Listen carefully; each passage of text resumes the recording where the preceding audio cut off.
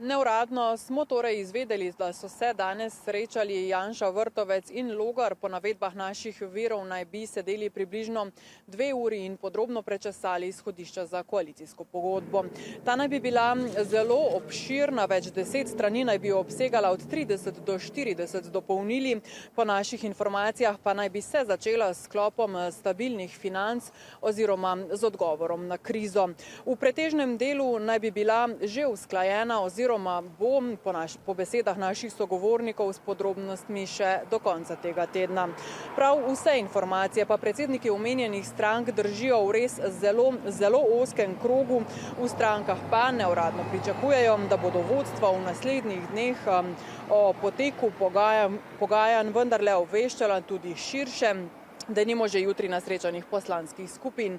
Te se bodo v parlamentu seznanile z odločitvijo predsednice države, da v prvem krogu procesa oblikovanja nove oblasti ne predlaga kandidata za mandatarja.